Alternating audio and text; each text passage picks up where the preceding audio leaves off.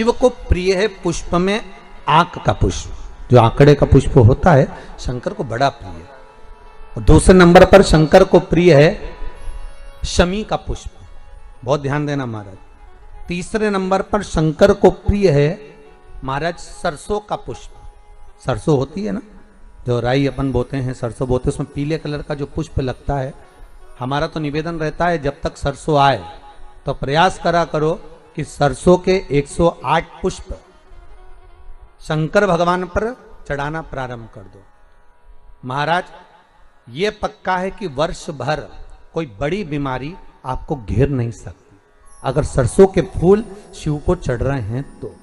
और प्रयास करना कि सरसों का जो पुष्प होता है, सरसों का जो फूल होता है महाराज, अगर कोई व्यक्ति को किडनी या लीवर से जुड़ी हुई कोई तकलीफ होती है या किसी व्यक्ति का एक्सीडेंट हो गया होता है और उसका कोई अंग रह गया हो, कोई शरीर का कोई भाग रह गया और वो काम नहीं कर रहा हो, जैसे किसी के पांव रह जाते हैं एक्सीडेंट के बाद, किसी का हाथ रह जाता है, या कोई अंग काम नहीं कर रहा हो, वहां ब्लड पहुंच नहीं रहा हो, वो जगह एकदम सुन्न हो गई हो, खाली पड़ गई हो, तो उसके लिए शिव महापुराण की कथा कहती है कि सरसों के पुष्प 11 शंकर जी के राइट भाग में, जहां शिव जी के गण दरवाजे के द्वारपाल मणिभद्र जिस जगह पर निवास करते हैं, कौन निवास करते हैं?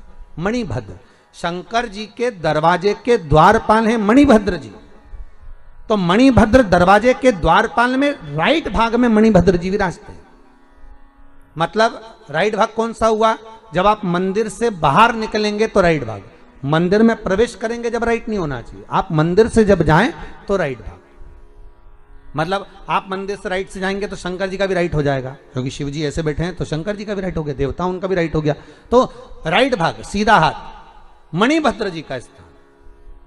11 सरसों के पुष्प मणिभद्र के उस द्वार पर आप रख दीजिए और मणिभद्र के द्वार पर रखकर अंदर जाकर 108 वापिस जब आप बाहर निकल रहे हैं, ये पुष्प आप रखने के बाद एक बार बाहर जाएंगे, फिर वापिस आएंगे मणिभद्र के रखने के बाद, और अंदर जाकर 108 सरसों के पुष्प शंकर को समर्पित करेंगे महाराज। उस सरसों के पुष्प जो शिव जी को आप समर्पित कर रहे हैं उसको वापिस लेकर आएंगे, श्री शिवाय नमस्तुभ्यम बोलकर उस सरसों के पुष्प को महाराज सरसों के तेल की बोतल में उसको डाल लीजिए। शंकर भगवान को किसी भी प्रदोष में, शाम के समय प्रदोष काल में उस तेल को वापस ले जाकर चढ़ा दीजिए शिव जी को, उसको वापस लेकर आ जाइए। उस तेल का प्रयोग आप नाभि में डालिए और जो शरीर काम नहीं कर रहा उस स्थान पर कम से कम 15 दिन 20 दिन तक उसकी मालिश करना प्रारंभ करिए।